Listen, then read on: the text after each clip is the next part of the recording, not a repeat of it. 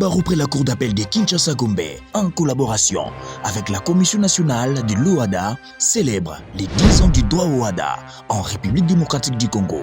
Et oui, 10 ans, sous le patronage de son Excellence Félix-Antoine Tshisekedi Tshilombo, président de la République démocratique du Congo, les barreaux de Kinshasa-Gombe, sous l'égide de son bâtonnier, Maître Jean-Claude Mbakissi Lusaku, organise du 15 au 16 septembre 2022 au Fleuve Congo Hotel un colloque international sous le thème « L'adhésion de la République démocratique du Congo au traité OHADA 10 ans après, bilan et perspectives d'avenir ». Il y a principalement la disposition réglementaire, c'est-à-dire le règlement intérieur cadre qui régit les barreaux congolais. Ici, on parle de recherche et des études, et c'est cette disposition réglementaire qui m'a inspiré, moi, bâtonnier, sur une activité à faire pour mettre à jour les avocats en général et les avocats du barreau de Kinshasa-Gombe, en particulier par rapport aux droits des affaires. Il sera question de mener une autocritique sur la manière dont les praticiens des droits font usage de ces nouveaux droits communautaires. On va essayer de faire le bilan, n'est-ce pas, de tous ces thèmes-là et voir qu'est-ce qu'il faut faire dans l'avenir. Et il y aura un atelier de discussion. Cet atelier portera essentiellement sur les humanités d'exécution en droit au OHADA. Ce colloque sera également l'occasion de centrer l'apport jurisprudentiel édifiant de la RDC dans cet univers compétitif de l'OHADA. Plusieurs sujets seront abordés au cours de ces assises. Ce thème-là est recoupé en tables rondes. Le 15 septembre, il y aura 2 tables rondes précédées d'un exposé introductif. Il y aura une deuxième table ronde qui, elle, tournera sous le thème de la gouvernance d'entreprise. 10 ans du droit au OHADA en RDC avec les barreaux de Kinshasa-Gombe. C'est aussi un rendez-vous du donner et du recevoir. C'est la fontaine obligée pour s'abreuver, n'est-ce pas, de la vraie philosophie du droit. C'est pourquoi j'invite tout le monde à cette occasion pour qu'ensemble nous puissions décortiquer l'état de ces droits-là pour voir qu'est-ce que notre pays peut devenir si nous continuons à appliquer ces droits. Si réellement vous êtes partenaire de la justice, vous êtes attendu, cordial, bienvenue.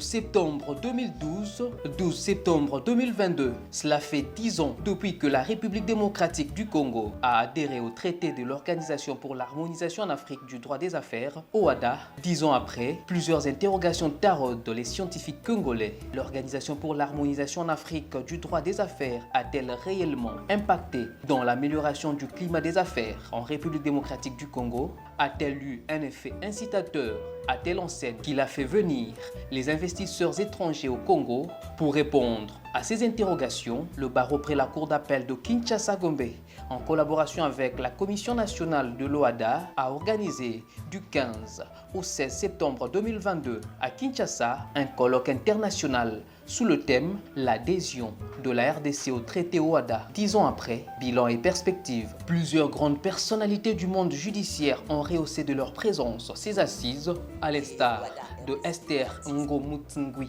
présidente de la Cour commune de justice et d'arbitrage, ou encore le professeur Maya Tandiaï, directeur général de l'École régionale supérieure de la magistrature, ERSUMA, et tant d'autres avocats venus de l'Europe. Le président de la République démocratique du Congo, Félix-Antoine Tshisekedi, s'est fait représenter par le Premier ministre chef du gouvernement.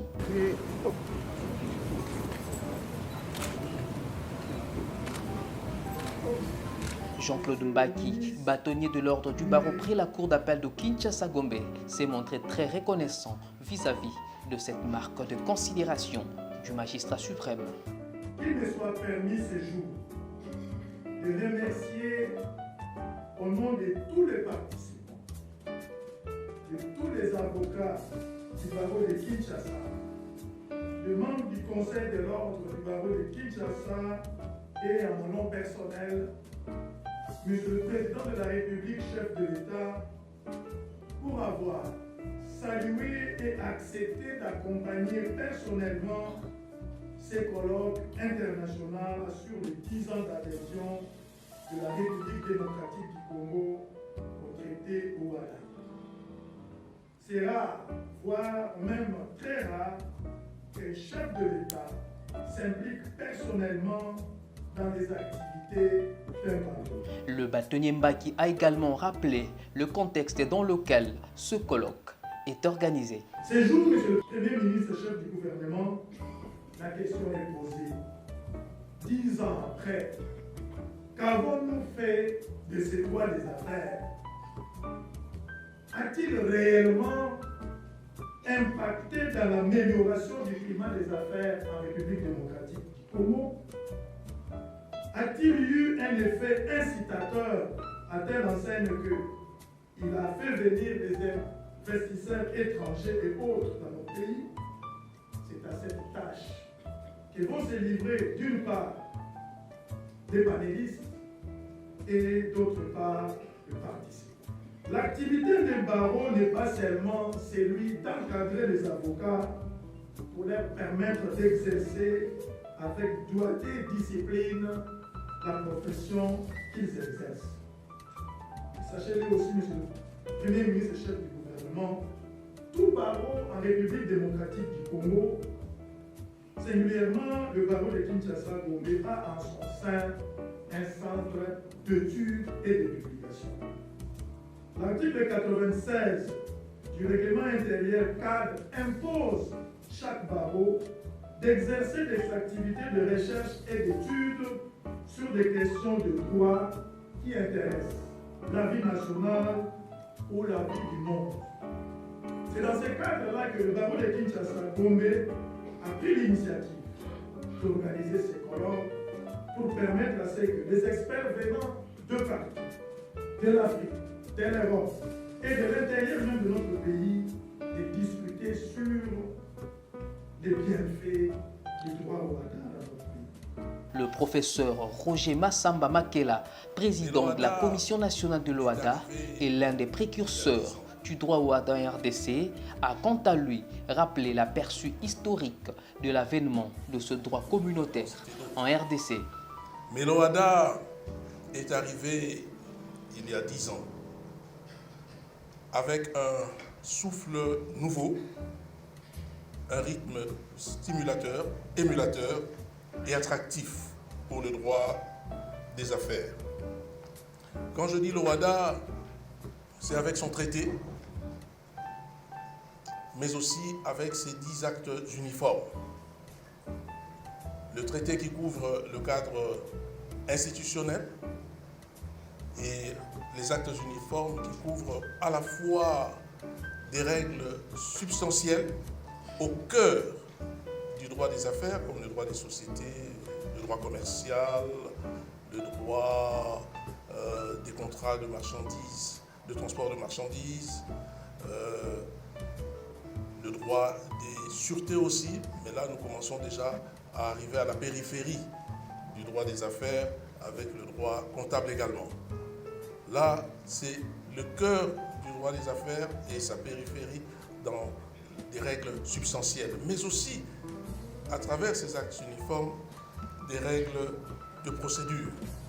Procédure collective, procédure simplifiée, voie d'exécution, droit de l'arbitrage, droit de la médiation, mais également à travers des règlements de procédure, notamment une partie de l'organisation judiciaire, parce qu'on se disait on ne touche pas à l'organisation judiciaire des États, mais c'est quand même touché aussi. C'est cela aussi le Big Bang. Même là où on pensait qu'on ne doit peut-être pas aller, on y est quand même allé d'une manière ou d'une autre. Et cela, je dirais, était très très bien. À seulement 10 ans, la République démocratique du Congo se présente aujourd'hui comme pays modèle au niveau de la communauté, a rappelé le Premier ministre. Ayant compris l'importance que revêt l'Organisation pour l'harmonisation en Afrique du droit des affaires, le président de la République, chef de l'État, a impulsé notre gouvernement à veiller sur la régularité des contributions de notre pays au sein de cette institution communautaire. Et à ce jour, la République démocratique du Congo est l'un des rares pays nord de paiement. Je tiens pour cela à saluer le leadership du chef de l'État à qui je rends ici un vibrant hommage.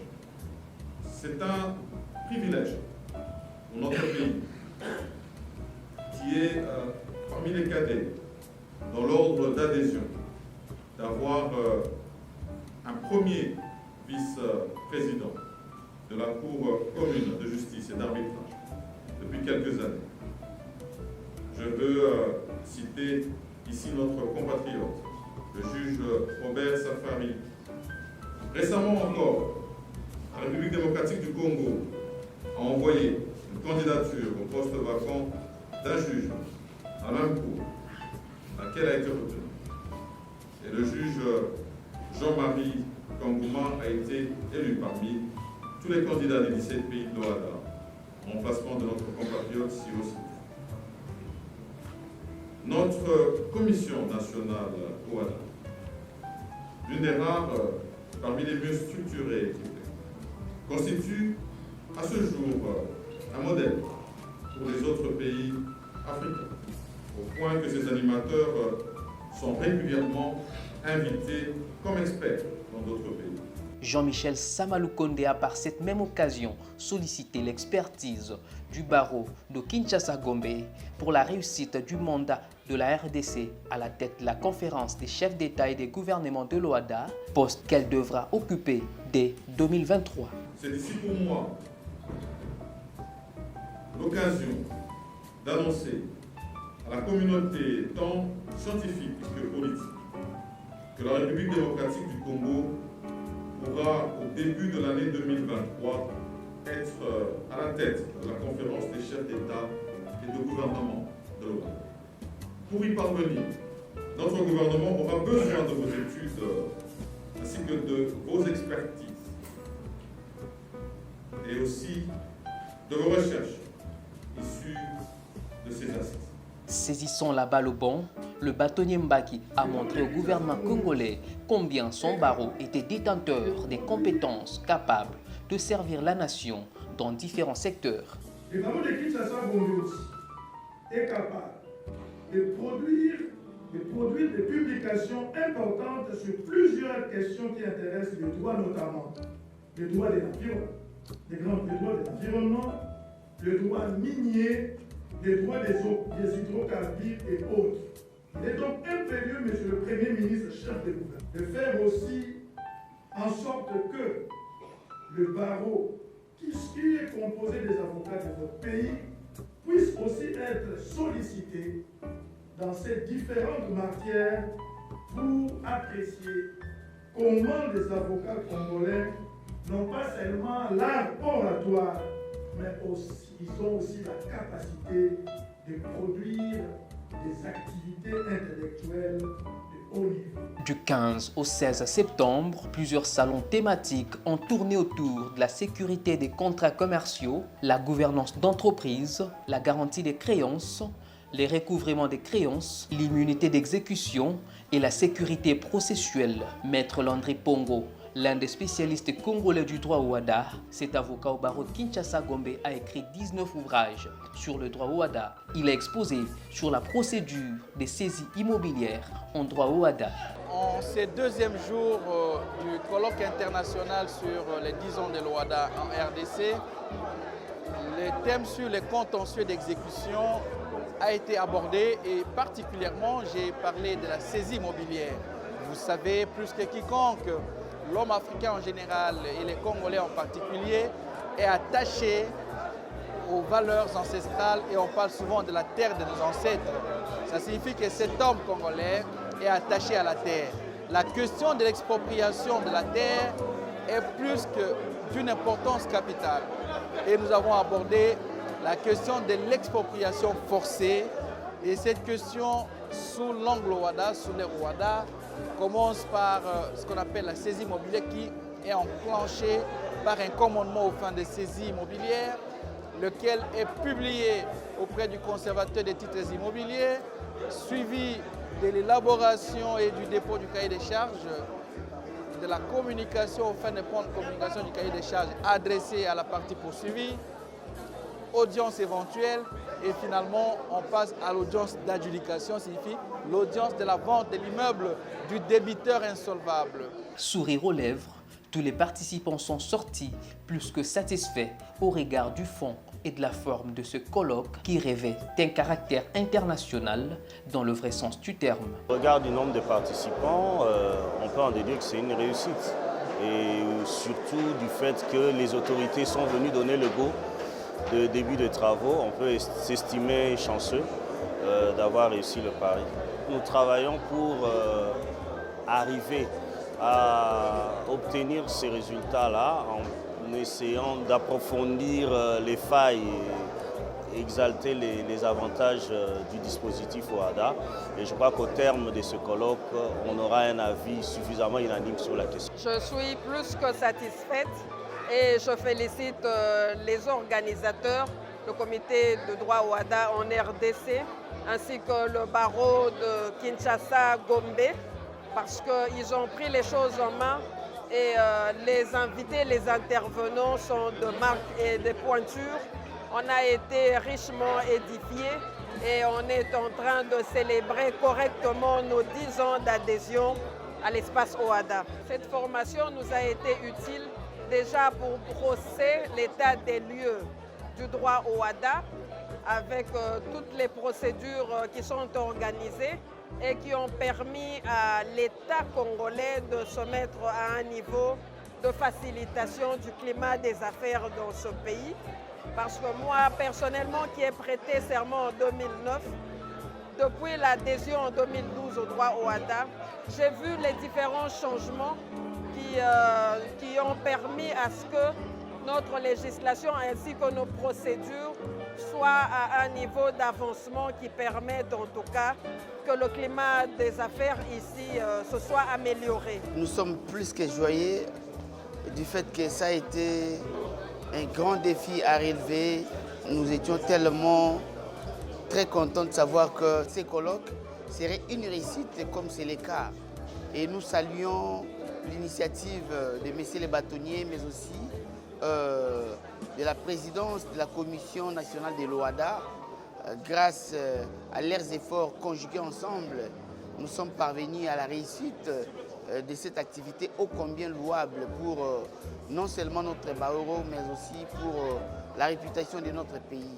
Ce colloque revêt une utilité particulière dans ce sens que ça permet au commun des juristes, mais aussi aux hommes d'affaires, de savoir quelles sont les projections qui ont été faites, quels sont les défis majeurs à relever, mais aussi quelles sont les perspectives. Donc on se projette dans une perspective pour savoir qu'est-ce que nous devons faire depuis que nous avons adhéré au droit OHADA, quels sont les avantages que ce droit nouveau a offert à la direction de notre pays. Même sentiment dans les rangs des organisateurs. Toute œuvre humaine n'a pas vocation à une perfection ultime, mais celle-ci, je vous avoue, ça frôle la perfection. Et donc, coup de chapeau au bâtonnier Jean-Claude Mbaki et son conseil de l'ordre. C'est l'une des rares occasions que de voir des savants de l'Afrique et de l'Europe. Je note en Europe des grands savants comme Maître Laurent Poulet. Nous avons vu des Belges venir. Nous avons également vu l'ancien garde des Sceaux, Maître Mamadou Ismaïla Konaté. Nous avons vu le directeur de l'ERSUMA et nous avons vu la présidente de la Cour commune d'arbitrage OHADA. Nous avons vu le docteur Achille. Donc c'est toute la crème scientifique africaine qui est présente ici. Coup de chapeau au bâtonnier Jean-Claude Mbaki.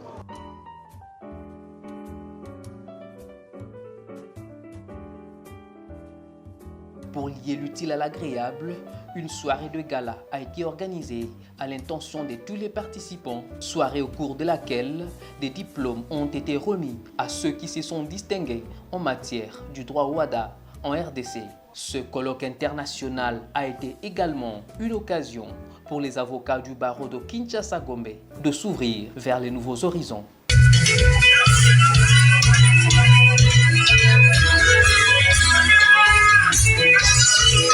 Thank you.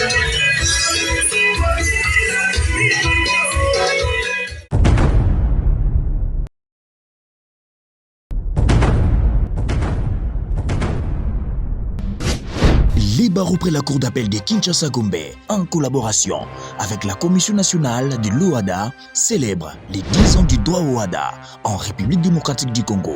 Et oui, 10 ans, sous le patronage de son Excellence Félix-Antoine Tshisekedi Tshilombo, président de la République démocratique du Congo, les barreaux de Kinshasa-Gombe, sous l'égide de son bâtonnier, Maître Jean-Claude Mbakissi Luzaku, organise du 15 au 16 septembre 2022 au Fleuve Congo Hotel un colloque international sous le thème « L'adhésion de la République démocratique du Congo au traité OADA 10 ans après, bilan et perspectives d'avenir ». Il y a principalement la disposition réglementaire, c'est-à-dire le règlement intérieur cadre qui régit les barreaux congolais. Ici, on parle de recherche et des études, et c'est cette disposition réglementaire qui m'a inspiré, moi, bâtonnier, sur une activité à faire pour mettre à jour les avocats en général et les avocats du barreau de Kinshasa-Gombe, en particulier par rapport aux droits des affaires. Il sera question de mener une autocritique sur la manière dont les praticiens des droits font usage de ces nouveaux droits communautaires. On va essayer de faire le bilan, n'est-ce pas, de tous ces thèmes-là et voir qu'est-ce qu'il faut faire dans l'avenir. Et il y aura un atelier de discussion. Cet atelier portera essentiellement sur les humanités d'exécution en droit au WADA. Ce colloque sera également l'occasion de centrer l'apport jurisprudentiel édifiant de la RDC dans cet univers compétitif de l'OADA. Plusieurs sujets seront abordés au cours de ces assises. Ce thème-là est recoupé en tables rondes. Le 15 septembre, il y aura 2 tables rondes précédées d'un exposé introductif. Il y aura une deuxième table ronde qui, elle, tournera sous le thème de la gouvernance d'entreprise. 10 ans du droit au WADA en RDC avec les barreaux de Kinshasa-Gombe. C'est aussi un rendez-vous du donner et du recevoir. C'est la fontaine obligée pour s'abreuver, n'est-ce pas, de la vraie philosophie du droit. C'est pourquoi j'invite tout le monde à cette occasion pour qu'ensemble nous puissions décortiquer l'état de ces droits-là pour voir qu'est-ce que notre pays peut devenir si nous continuons à appliquer ces droits. Si réellement vous êtes partenaire de la justice, vous êtes attendu, cordial, bienvenue.